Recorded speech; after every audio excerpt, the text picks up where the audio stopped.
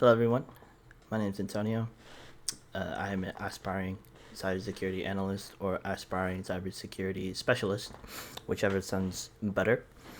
Uh, the purpose of today's video isn't really for content. If you want to, if I, if I want to do content, I would have made a lot of videos of these already. But the purpose of today's video is strictly for resume purposes. I don't really see a lot of people doing these type of videos, showing off their skills for resumes. Although I might be wrong, there's a lot of YouTube creators out there, Network Chuck, David Bumble. There's a couple more that I can't really put I know who they are, but I can't really remember the name. But there's a lot of people out there who do these type of contents, but I don't know if it was for resume purposes. But for me, this is only for resume purposes, and who knows, maybe I will do content. But a little bit about myself. I had a passion for cybersecurity at around 2020, so around the pandemic. Before then, I was in college for computer science. Computer science wasn't really my spiel, wasn't really my shtick. So that's when cybersecurity came in. I went through a 6-month boot camp program, and then after that, after I graduated from that boot camp, I decided to work for them for a contract for another 6 months, just to get in that skill set and to make my resume look pretty. So this is the year of 2023. It is currently October 2nd. October 2nd. So, so in today's project, and I've actually done this project quite a good amount of times to understand how it works. I can't really give an in-depth, as the video might drag on, and I'm actually quite a talker. To some people, I'm not actually quite a talker, but I am quite a talker. But in today's video, we're going to be talking about my project 1 on Active Directory, my server. Excuse me. So as you can see, this is and apologies, you can't see my beautiful face. You can see that I have Active Directory, DHCP, DNS, file storage, internet, ISS. I forgot the abbreviation. I will remember it soon. But this is my server Active Directory. Mind you, I've done this a couple times already. Oh, also forgot to mention, let me come back. This whole project is actually followed a step-by-step guide from a YouTube creator. I know, quite, unprofessional of me, but I will link his video down in the description if you would like to follow along. He does a in-depth, step-by-step guide on how to do this. He also will teach you how to install VirtualBox, which we will be using right here. This is VirtualBox. And then he will also teach you how to install Windows Server 2019 and then Windows 10. Although I will help you how to install Windows 10, because that video was, I think, a year old. I don't remember. It's about a year old. The window download page has changed just a little bit, so I'll help you out there. So as we go back and not see my beautiful face anymore, Active Directory, DHCP, DNS, we have all that stuff going on. Now, how do we get these, right? How do we get all these? Well, quite simple. We do add roles and features, right? Next. And we do have a domain or a server right here. We did give it its own IP.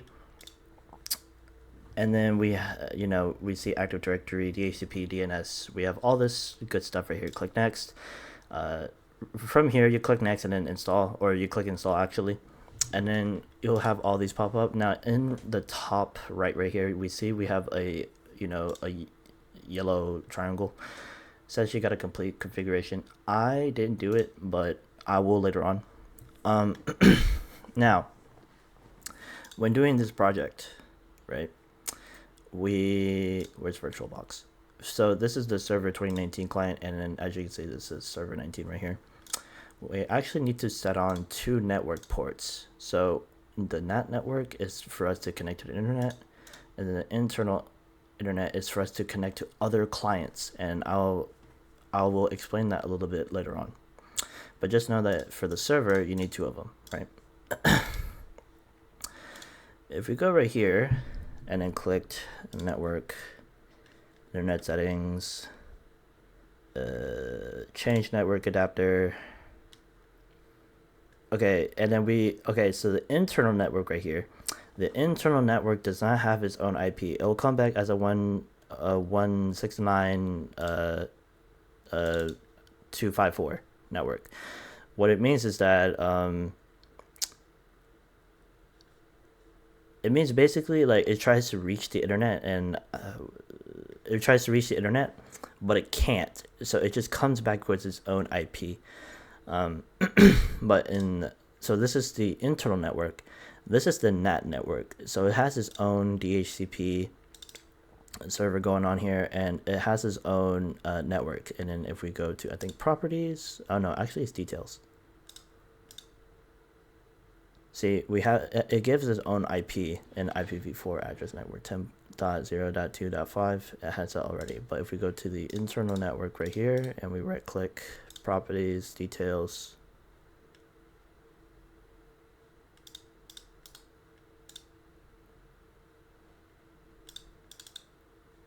there you go, double click details. We actually have to set up its own IP because it will give 169.254. So we have to set that up ourselves. And then we give it its own name so we don't get confused. But yes, after that, we will now go to the Windows 10. Oh, actually, before we go back to Windows 10, let me show you the organizational units.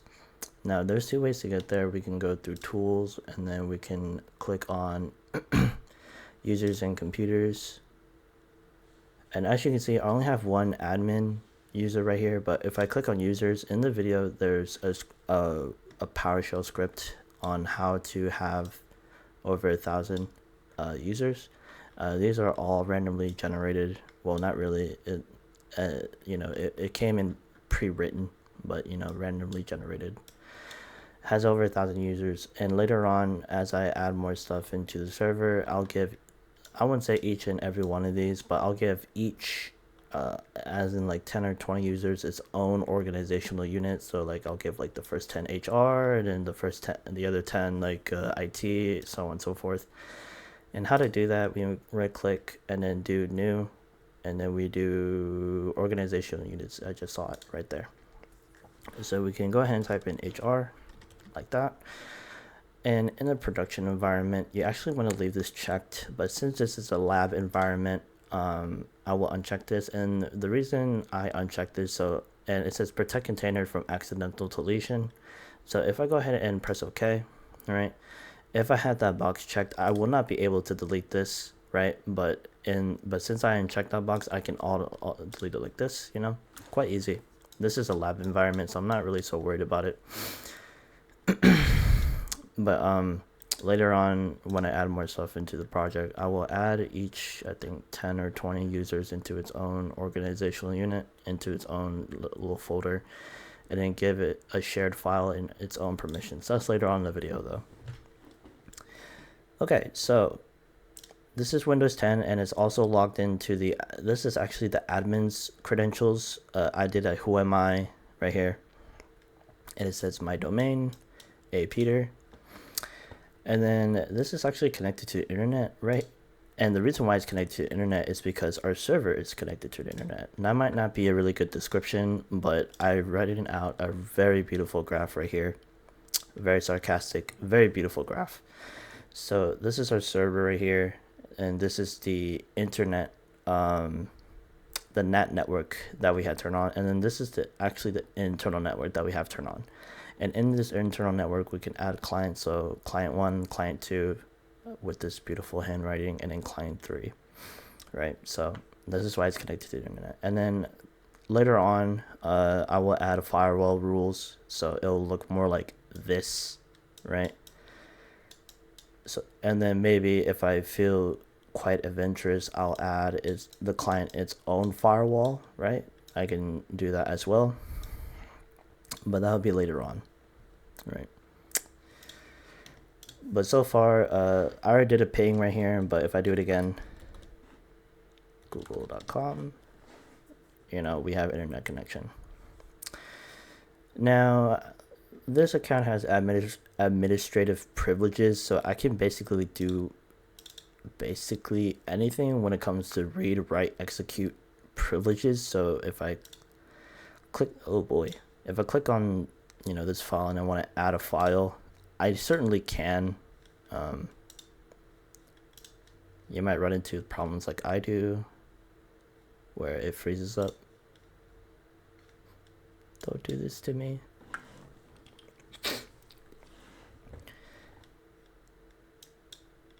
I don't like video editing. Please don't do this to me.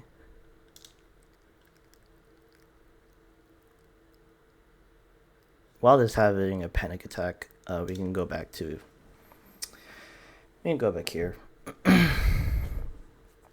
But yes, this is my server. I already have a file storage service, so this is like file share. Domain name is, and what's the domain name? It's still having a panic attack. If we do PowerShell, and then remember the ping command that we did at google.com. This is actually the domain name, right? And the computer doesn't actually store google.com as google.com. It's actually stored as in like a IP address, so might be like 192.168.1.1, depending on the IP scheme, but that's the domain name that we have right here, DHCP, and then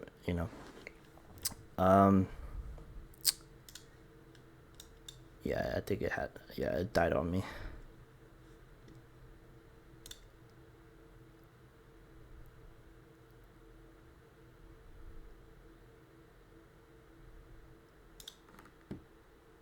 Okay, we're back. I had to exit out and then turn it back on. So nothing like pressing the on and off button does the job. But yes, with this admin, we can create a folder. So let's just do super secret.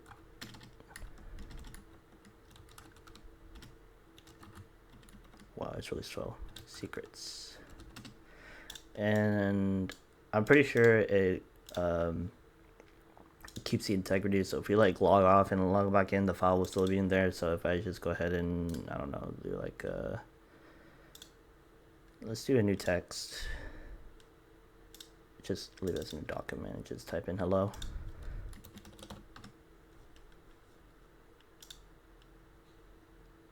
Let's do save.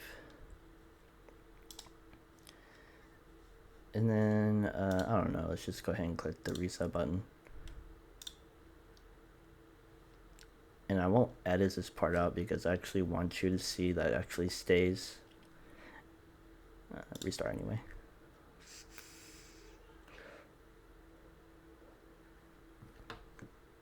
But if it does fail, you'll find out why I cut out the video.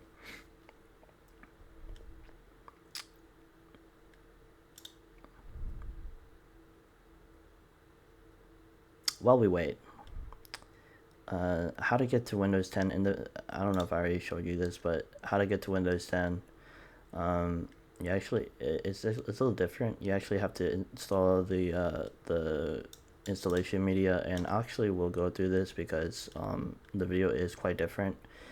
He does like a drop down menu, and then the drop down menu, and then he clicks on like the Windows 10 ISO, and it's like 10 gigabytes. I don't know how big it is, but it's actually 10 gigabytes. And there's my beautiful face. If we go to downloads right here, and you can see I have a lot of stuff going on. It's actually the media installation tool, creation tool right here, and then we click on OK. And this one's still going, so A lot of waiting that we have to do.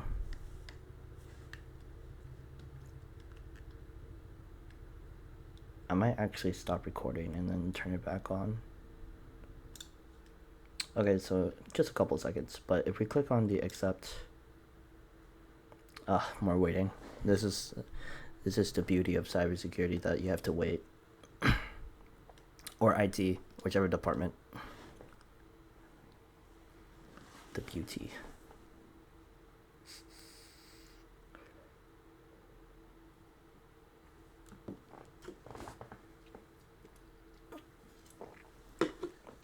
Taking a sip out of my Red Bull. Oh, okay.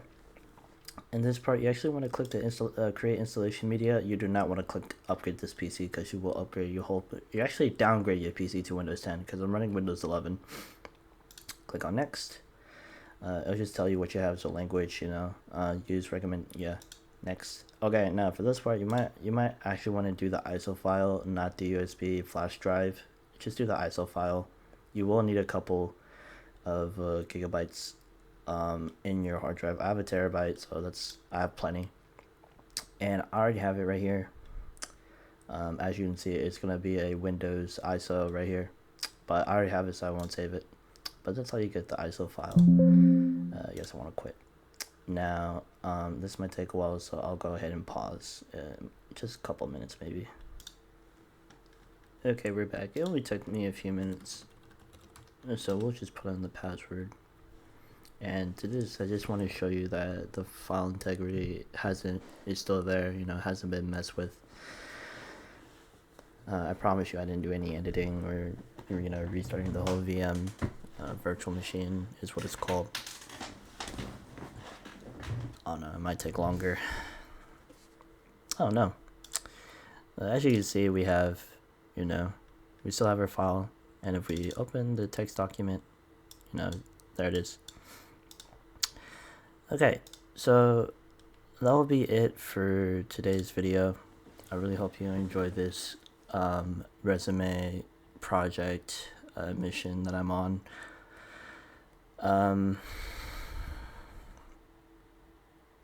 Sorry, I just blanked out, but that'll be all for today's video. If you want the video on how I did this server, I will link that server in the description. I will also do weekly videos on the latest project that I've done. Hopefully I gain some traction, or not. At the end of the day, I do this for fun. Nothing to be sad about. But yeah, that'll be today's video. See ya.